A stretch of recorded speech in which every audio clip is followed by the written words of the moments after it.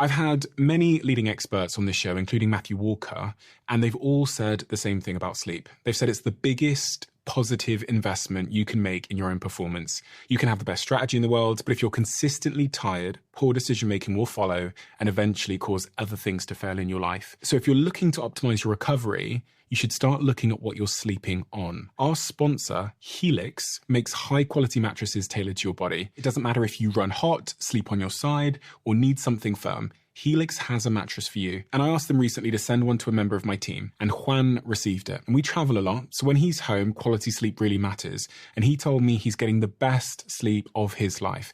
And the data backs it up, with 82% of people in a Helix study saying they saw an increase in their deep sleep. And with a 120-night trial, you've got 4 months to prove it to yourself. You can get 27% off at helixsleep.com/diary. That's helixsleep.com/diary.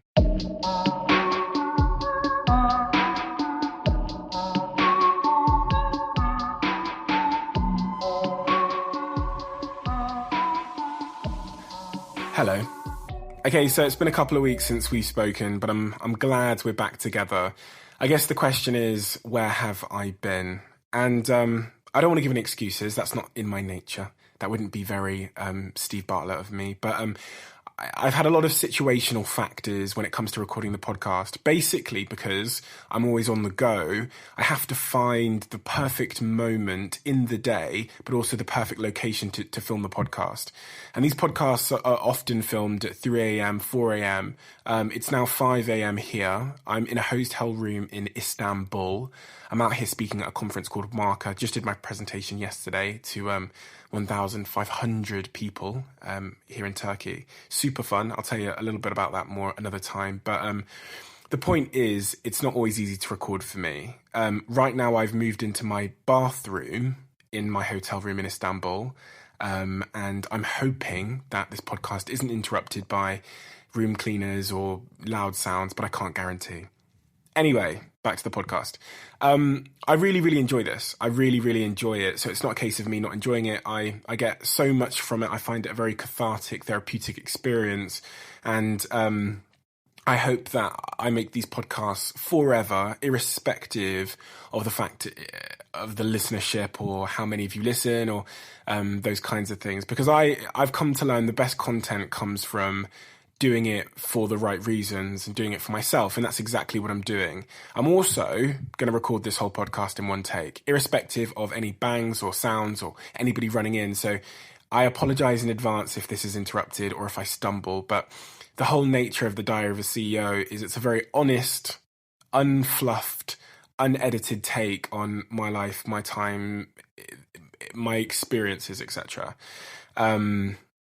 I've had a very interesting couple of weeks and I've got a lot to update you on. The key thing in this diary entry is going to be the bullet points I've made in my diary around how I've tried to become a better person, how I've tried to become a better CEO, how I've tried to understand myself better. And then, as always, a few personal things, a few things that are playing on my mind, a few things that I'm concerned about.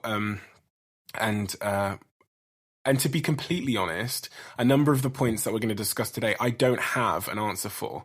I'm going to wait until we get there. And then once we get there, we're going to talk together and I'm going to try and figure it out. But without further ado, this is Chapter 8. I'm Stephen Bartlett and this is the Diary of a CEO.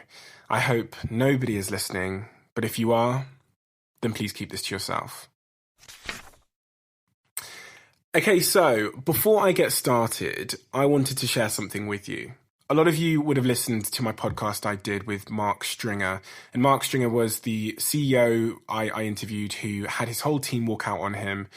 We talked about his story of betrayal and all of these things from his perspective. Mark is a really wonderful guy. I've built quite a good relationship with Mark over the last couple of weeks, and we've stayed in contact long after the podcast had gone out. A lot of you had got in contact with Mark and given him your opinion and comforted him and things like this. And one of the people that got in touch with me was actually the team of people that walked out on Mark. And I said to you in the last podcast that I don't want to be Jerry Springer or anything like that. I get nothing from that. There's no interest in that for me. However, I do believe in being fair. And so the team that walked out on Mark contacted me and asked to meet. And so they came to my office and we sat down and we met. And I felt it was important to hear their side of the story too, although I think we all agree it's not a good idea to start debates and arguments by bringing them onto the podcast. But I wanted to give them a little bit of an opportunity to have a fair shake in some respects. I had a great meeting with them. Obviously, their perspective on the situation is slightly different. Even if it's not different, it's from their perspective, so it's different. They were lovely, lovely people. I've got to say this. They were really, really nice guys. And they are guys that are doing their best to take care of themselves and to create a business in a world where it's incredibly hard to do so. And so I had a lot of respect for them for those reasons. Obviously, there's a lot of he said, she said, and we're not going to go into that because that's not useful. But I just wanted to say that I think they are great people. I would work with them and I hope them the very, very best for the future. We've had a great conversation and I'll certainly be in touch with them moving forward. Okay, so one of the things that I've been thinking about a huge amount lately, and the first point in my diary today, is about your morning routine and mood setting. And much of this was inspired by a friend of mine, Sean Puri, who is the CEO of Bebo. He sent me an email last week about mood setting and some of his habits and rituals. And I've done a little bit of research and I wanted to share this with you. The reason why this is so important is because we believe, and I think a lot of people believe, that the way you think dictates how you feel. And also how you feel then dictates what you do. And what I mean by that is if you feel tired, you'll sit on the couch. If you feel happy, you'll go up and dance. If you feel pumped, you'll go and do exercise. The thought there being how you feel dictates what you do, but also what you do then dictates how you feel. And athletes, they know this. They blast out music, they scream, they jump around before they have a big game, and they have a ritual of motion that creates the right emotion.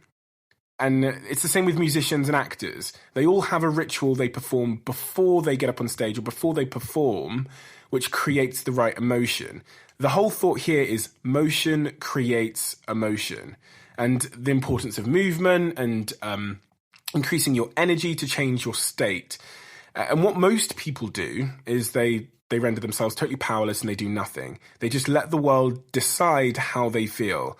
Something bad happens, they feel bad, which leads them to perform negative actions, to be lazy and not to take action because of how they feel. Something great happens, they feel great. What smart people try and do is they think their way out of it. So just like they use their analytical brain at work, they try to use that same analytical sort of stance to create their emotions.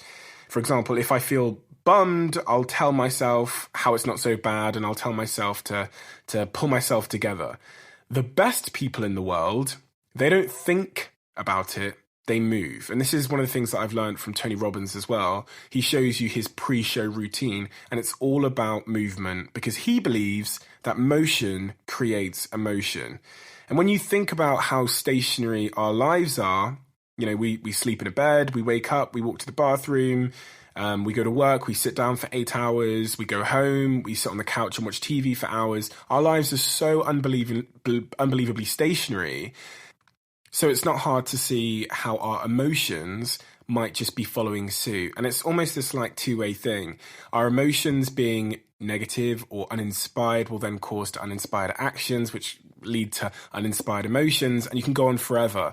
And so one of the things I've been doing over the last couple of years without realizing it, is before I have a big moment, to get myself in the right mood, I'll put on my headphones in my room, probably usually butt naked or with my boxers on. Don't know, either one. And I'll run around listening to my music and I'll get myself in a very sort of cocky, confident mood. And I've been doing this without thinking about it occasionally. And to improve my performance going forward, I'm going to try and do this virtually every single day, even when I don't want to. Because when I don't want to, that's in fact the moment when I need it the most. And just to take over my routine again, I put in my headphones, I put on some music which will make me feel confident, cocky, happy, positive, and I'll dance around, I will lip sync it, I will look in the mirror, and I'll make myself feel like I'm performing in front of 100,000 people. It honestly sounds incredibly corny. It sounds sad. I'm low-key embarrassed about telling you, but I know how much it changes my state. And so I would advise all of you to try and do something along those lines. Okay, so the next point in my diary is about emotional control. And this week, when I arrived here in Istanbul, I was immediately presented at 2 a.m. with a situation where somebody who I was dealing with in terms of the conference I'm speaking at was very, very stressed, very, very upset, and they were vetting and ranting and cussing and being very dramatic. And in that moment, I went on a bit of a mental journey. Unfortunately, I didn't react to the situation. I believe one of the hardest tasks in the world for all of us is not letting other people's faults, their mood, their negativity change our mood, our performance, our character, or our actions. And the reason and the way I was able in that situation not to react to them was by remembering my overall objective. And my overall objective in all situations is to win.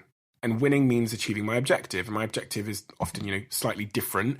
But I just want to win. I want to get out of the situation with the best possible outcome. And if I had reacted and thrown a paddy and got angry at this person, it would have been because of ego.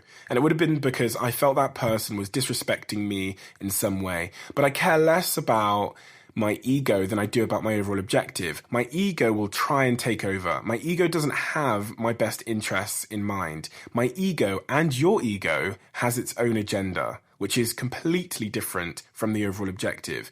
And what I've learned over the last couple of weeks by performing little trials on members of my team or in situations like that is that compassion always seems to win.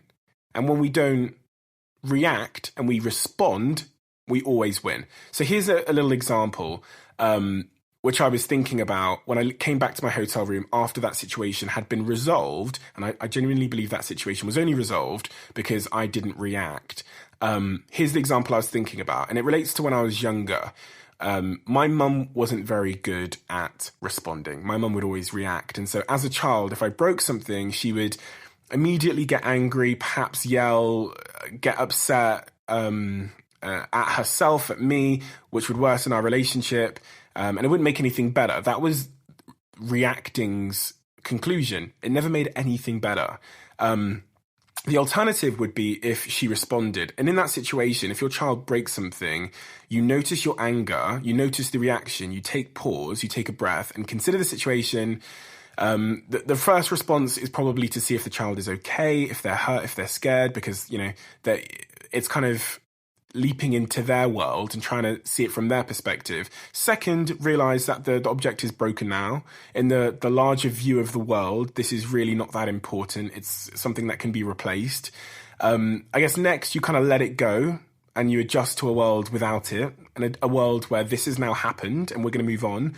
Third, you help them sort out the problem. So you'd help your child clean up, make a game of it, show the child that mistakes happen and that it's not something to dwell too much or beat yourself up about because it's happened now. And fourth, calmly talk to them about how to avoid this in the future, offer them some guidance and give them a hug.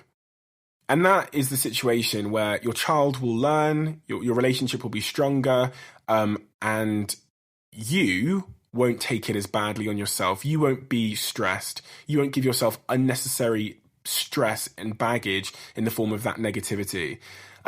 This is something as a CEO, which is so important to master. One of the most important things in business is people, right? Probably the most important thing. And because you're dealing with so many people that are unpredictable, it becomes incredibly easy to react in situations, especially when you're not thinking. And so, honestly, if there's one piece of advice I can give to all of you listening to me now, irrespective of whether it's with your children or your colleagues or your teams or whoever it is, do everything you can, everything in your power to respond. And it wouldn't be right for me just to say that without offering some sort of practical advice, and to share the steps I've taken within myself to help myself respond better. And there are two simple things. The two simple things I've learned are mindfulness and pause. And mindfulness means watching yourself and watching ourselves when something happens that might normally and usually triggers that kind of emotional reaction, and paying close attention to our mind as that happens and the feeling we get in our stomach. The second point is about pause. So we then have to pause. We don't have to act immediately just because our internal reaction, our internal feelings have shown up. We can take a pause and we can breathe, and we can watch that urge to act irrationally rise, and then we can let it go. And sometimes taking those few seconds makes all the difference.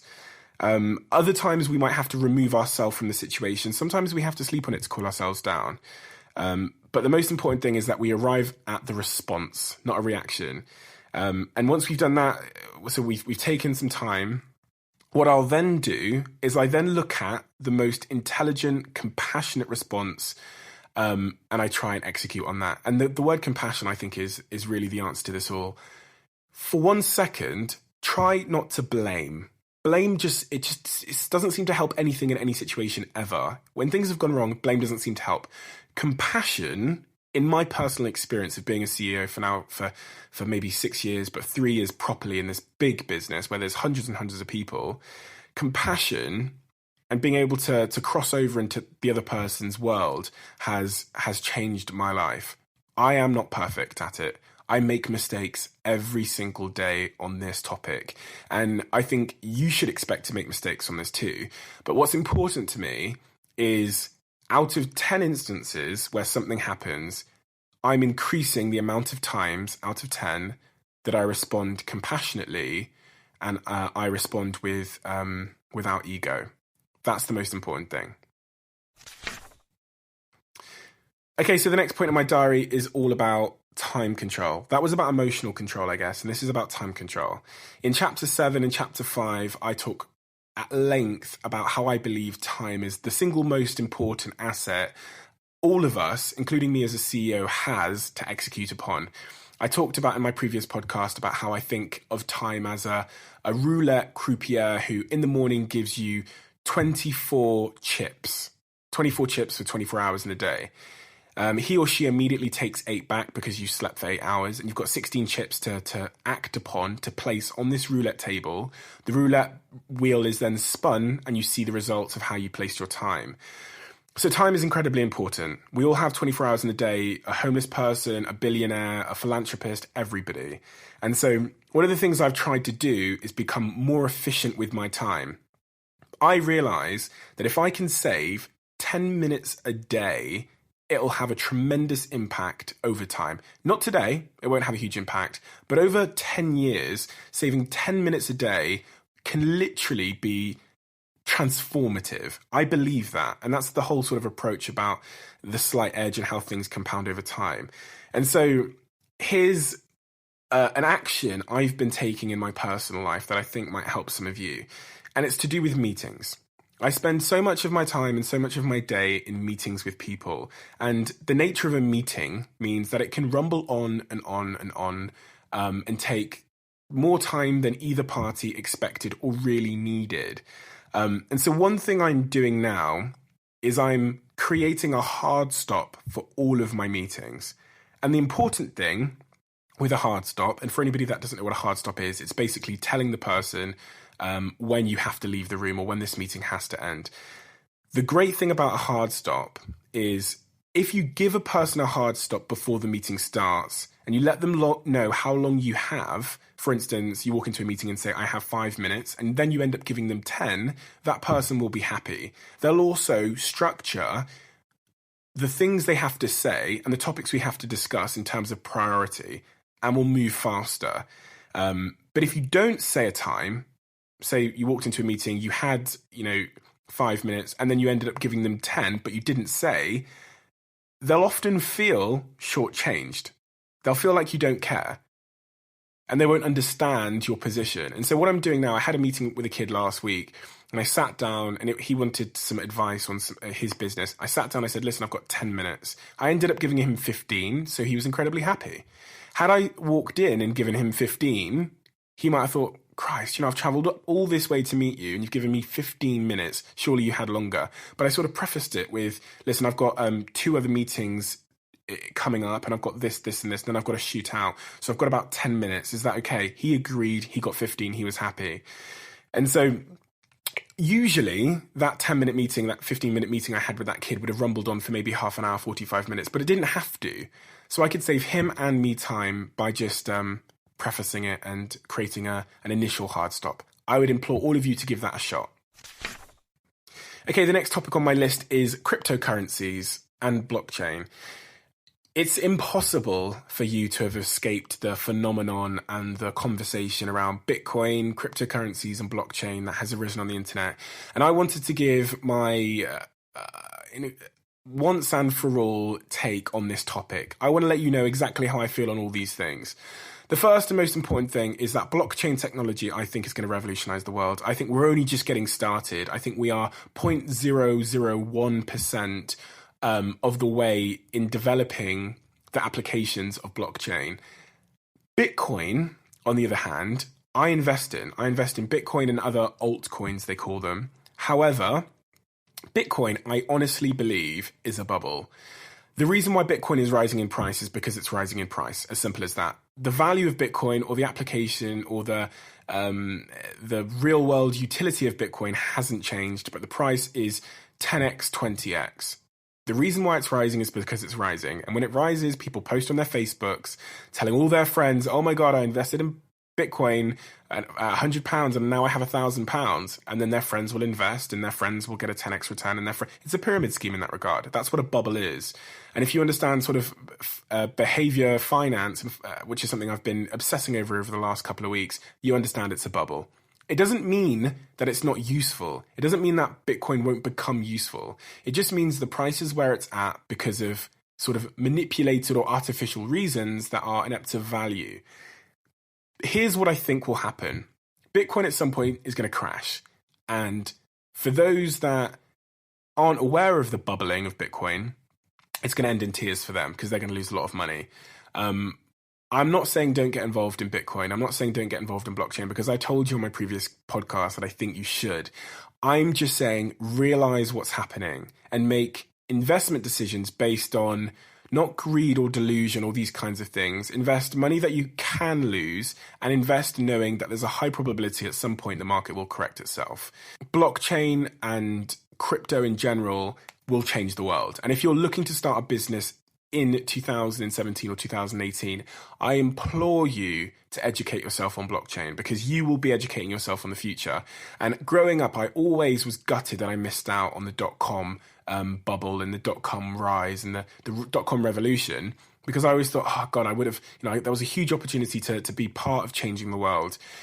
You now have no excuse. I'm talking to myself when I say this as well. Blockchain is going to change the world. And I implore all of you, I want all of you to go and be part of that revolution because it's super exciting. And I think a lot of you will get great fulfillment out of having a big impact like that. So yeah, go become a blockchain entrepreneur. Okay, so the next point is a fairly short one. I just wrote a scribble in my diary which says, the best entrepreneurs care less about being liked than they do about the standard. And I watched a Johnny Ives interview years ago where Johnny Ives talks about something he learned from Steve Jobs. And one of the things he says, I'll just play it for you now. I remember having a conversation with him and was asking why it could have been perceived that in his critique of a piece of work, he was a little harsh.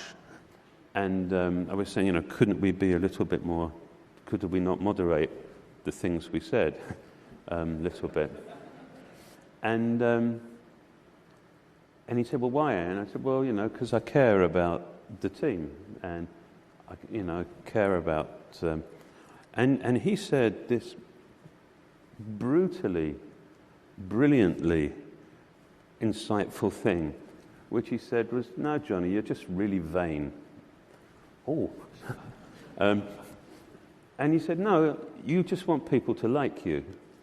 And I'm surprised at you because I thought you really held the work up as the most important, not how you believed that you were perceived by other people.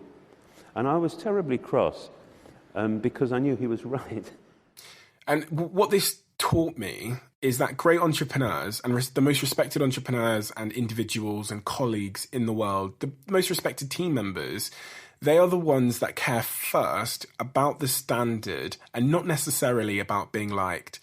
And this isn't to say you should be rude to people, because that doesn't help you achieve your objective. We've just discussed that. The thing is, sometimes it's unfavorable socially to be the person to point at the elephant in the room and say, I think this can be better, because you know someone has put 10 hours, 20 hours working on that. You will become a great person and somebody people rely on and somebody people come to if you're the person that cares less about being liked than you do the standard. There is nothing more important than the standard. And this is something that I always try and sort of give to the younger leaders within my business, is this idea that sometimes you will achieve your objective. Your objective is to keep people happy and to build a great business. You'll achieve it sometimes by not trying to keep people happy. And it's kind of a catch-22. It's kind of hard to understand. You have to protect the standard. You have to protect that shit. You have to die by that shit. You have to be prepared to lose weak friends over that shit. The standard is the single most important thing. And I've been defined by the standard. The reason why you're listening to me right now and that you care for my opinion is because I've spent the last 6-7 years of my life really, really being a stickler for the standard of everything that is associated with my name, the standard of everything that's associated with my company. And I implore all of you to do the same. I'll continue to protect my standard. And I'm trying to, at times, find the right balance between not being an asshole, but also protecting the standard. That's the challenge all of us have, right? I think if you deliver things in the right way, you won't turn people off, and they'll understand that it's coming from a good place. At least I hope so. Okay, so the next point in my diary, I've just written how to become someone. And I know exactly what I meant when I wrote this. Very, very simple. You followed me over the last couple of podcasts on this journey of trying to figure out what it is that creates a thought leader or people that are heard. And I did a tweet earlier on this week where I wrote, being liked by everybody requires the same actions as being totally invisible to the world. And to develop this further, what I've come to learn is that all of the people we listen to, Piers Morgan, Donald Trump, Katie Hopkins, even if you don't like them, Gary Vaynerchuk, right? The reason why we listen to these people is because they have original thoughts, which means they're not just regurgitating what they hear other people saying and posting it as their own, but they also have very, very defined thoughts. And lastly, on that point, they don't care if you don't like their thoughts. And so my advice to anybody that's trying to build a personal brand or become someone or to be heard is this. You have to have original thoughts that aren't just copied and pasted from Gary Vaynerchuk or another thought leader. You have to have very clearly defined thoughts, and you have to stop giving a fuck about what other people think about your thoughts. If you succeed in the above, you will become followed, you'll become listened to, you'll be paid to speak on stage, and you'll become a thought leader. And also your teams will gravitate towards you in terms of you being a leader. Originality, definition, and a lack of consideration about people's feelings on that topic are honestly, for me, the formula of being heard in 2017 and 2018. And just to close off this topic, the key thing I've learned about how you become somebody and don't just become everybody is the way you become all of the people you admire is by being you, because that's exactly what they did. The reason why I admire Elon Musk was because Elon Musk is Elon Musk, right? The reason why a lot of you will admire a Gary Vaynerchuk is because Gary Vaynerchuk is Gary Vaynerchuk. He isn't anybody else. And so if you want to become Gary Vaynerchuk, if you want to become admired, you have to just do you. right? And we live in this whole world of everybody trying to be somebody. And we've confused, admiration with aspiration, as I've said before. Really, really, really stop focusing on being somebody else. If you listen to my podcast, you shouldn't run away and start making quote pictures on Instagram with my opinion on it. You should just work on developing your own opinion and your own perspective on the world. And the crazy thing is, once you do that, you'll have young kids, just like I do, who aspire to be just like you, and they'll make the same mistake. So just to reiterate, because I think that's important, the way you become all the people you admire is by being you, because that's exactly what they did. Okay, the next point in my diary is a super short one as well, and I've just written, the grass isn't greener. One of the things I've come to notice is we live in this crazy, unreal social media fake world, right? Where we look on Instagram and it appears that everybody is just living their best life. But it's really a mirage. It's a lie. And it wasn't until this week where I spoke to my friend who is living a life you would think everybody would want to lead, and that I know virtually everyone around me, my age, wants to lead, that I realized it's all bullshit. Not that I didn't know this before, but I spoke to my friend, and my friend is currently traveling the world. They're going from country to country. They're posting pictures on their Instagram of beaches and all of these wonderful things. And I know everybody looking at their Instagram is sat in their job or at work or in a cold country, just wishing they could be that person, wishing they were on that beach. But my friend told me this week he's lacking purpose. Waking up every day and going to the beach is getting boring, and that he's looking for a job that has substance, where he can have an impact and do something he enjoys every single day. I know people that are sat in jobs with substance that have something where they enjoy coming to work every single day, are also looking at the guy on the beach saying, I want that. The point here is the grass isn't always greener on the other side. It just always appears to be. When I'm in a relationship, it appears that I want to be single. When I'm single, I want nothing more than being in a relationship. Welcome to being a fucking human being. This is just part of our human bullshit. The important thing is, if you have this mindset, you'll continually always be unhappy, because you live in a world of comparison where you'll go to the beach and then you'll want to be back in the UK. You'll go to the UK, then you'll want to be back at the beach. You have to stop putting so much fucking pressure on yourself through comparison to lead someone else's life or a better life, right? Progress is important. Progress for me is success. If you have a goal and you're moving towards it, you are successful, irrespective of all the people around you that are doing different things that appear to be good. Someone said to me once, everybody's looking in the mirror naked, and all of us, we only ever see our highlight reels reflected on Instagram. No one ever shows the behind the scenes, right? You don't get to see the fact that I was eating pot noodles in a shithole house when I was 18 years old. What I posted was the brand new 2 iPads I bought. So all of you thought, and that's still on my Instagram today, all of you thought I was balling out of control. No, the iPads were free. That same day when I bought those 2 iPads to show off to all of you, I was eating a pot noodle that I had nicked from the corner shop because I couldn't feed myself. That's the world we live in. It's fucking fake. So if you spend your time creating these false comparisons between your behind the scenes and that fake bullshit world you see when you log in, you will die of unhappiness, right? And on this point of progress, what I've realized over the last couple of weeks is that I am a summation. I'm the sum total of the progress I've made in the last 5 or 10 years. The reason why I am where I am today, the CEO of a big company, is because I didn't get distracted by comparison. I didn't compare my current situation to others and allow it to bog me down. I just focused on making progress over the last 5 and 10 years. So the key for me in this moment right now, because I can't change the past, has to be progress. Nothing more and nothing less. And so I'm asking myself that question all the time. How can I progress?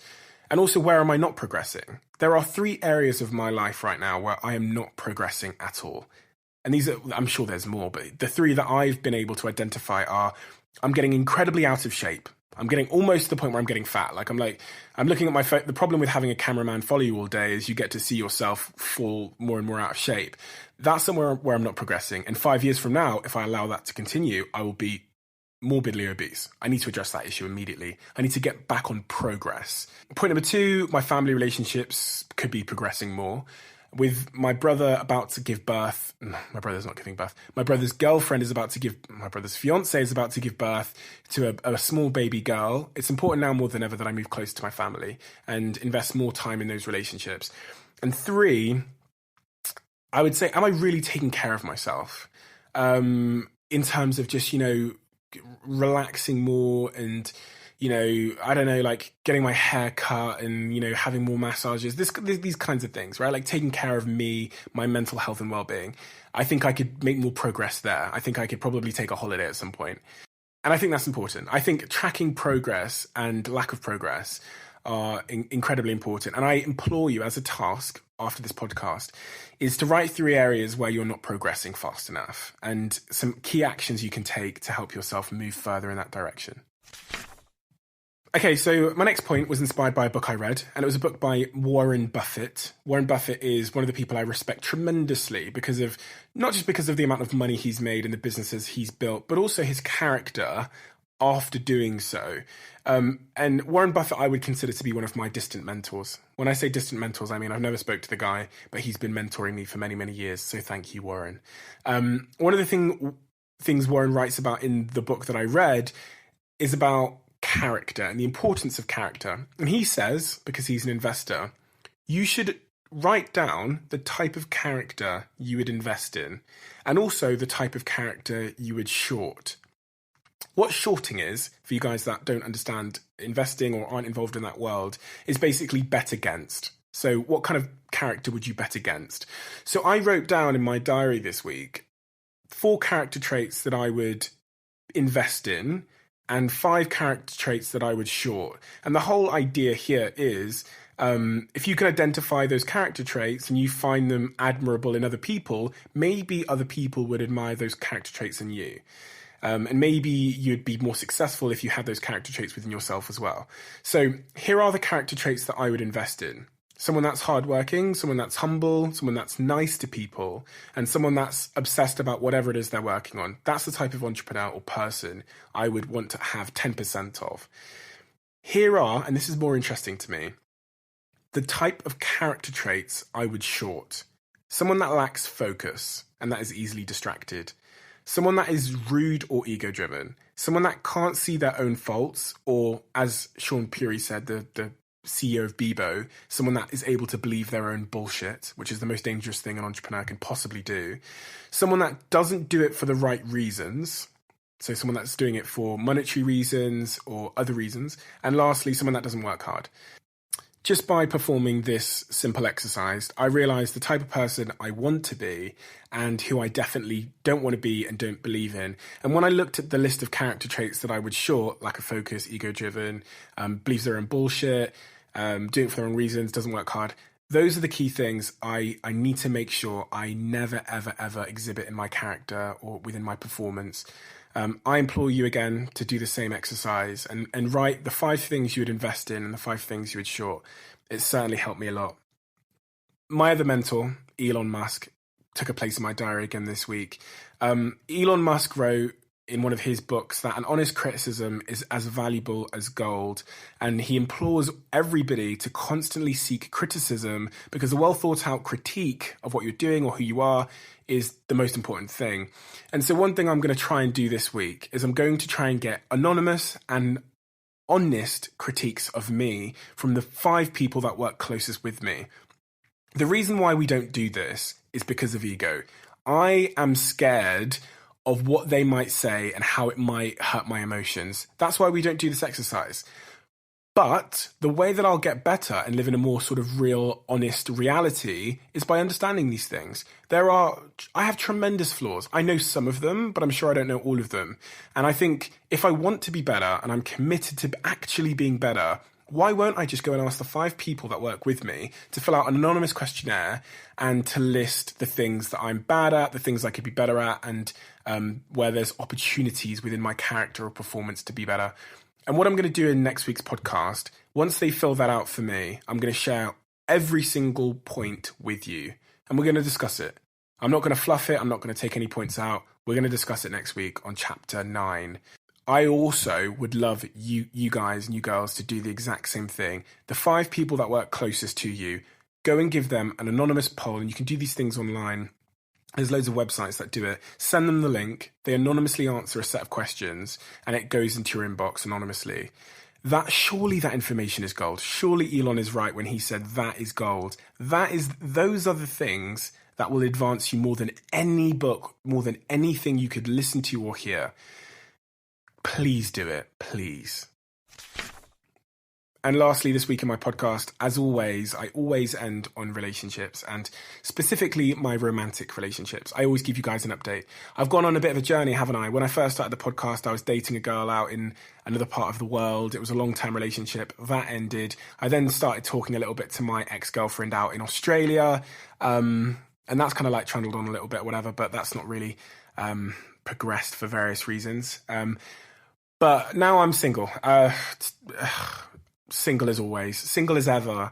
We live in a world where there's this sort of like unspoken pressure to find somebody, to say you have somebody, regardless of whether they're right for you or not. And it's almost a micro impatience. And I've talked about micro impatience and macro impatience and these kinds of things before. Everything good that's happened in my life has taken time. It's taken work. And there's obviously, hormonal urges and things like this which tell you to find somebody and to fuck them and all these things. But I can control that. And I don't think I need to rush into a relationship just to have sex, right? Patience. Patience has created all the best things in my life. And realizing that I am young, I am in beta, I am still perfecting myself, I'm not perfect. And that any relationship I get into has a greater chance of success if I'm more of a advanced work in progress, let's say. Yeah, I think, let me be completely honest for a second. Do I feel at times I would like more sort of intimacy and would I like a girlfriend? I do. Do I feel that rushing it is the right thing to do? No. So my only option there is patience, just waiting for the right person to come into my life. And all the people that have come into my life that I've loved or that I've fallen in love with or that, have become important to me have come out of nowhere. So the data tells me the next person will come out of nowhere too. And that I just need to be patient. I think we all need to be a little bit more patient, us single people anyway. Anyway, that is chapter 8 of The Diary of a CEO. I hope you've enjoyed it. Do leave me lots of feedback. Tweet me. I read every single tweet, of course, and everybody that tweets me feedback, I will follow on Twitter. If you don't have Twitter, then just message me on Instagram and we can chat there too. Please leave a positive review on the App Store if you can.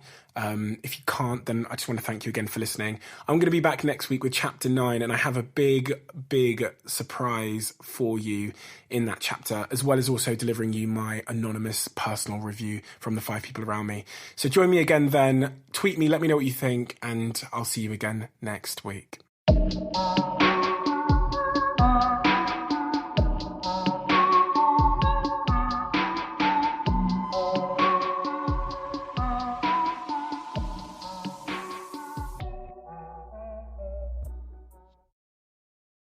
For the last couple of years, I've been working on something that I realized every podcaster listening to this, but actually probably every creator listening to this, might just need. Podcasting is difficult for many reasons, and one of them is that these hosting platforms don't give you much information, and also because they're so fragmented, you kind of have to go through every single platform, uploading it to YouTube, and then taking the same big old video file and uploading it to Spotify's platform. It takes huge amounts of time, and that friction means most of us don't do it. That is the problem we set out to solve, and so we built something called Flightcast, which you can find at flightcast.com.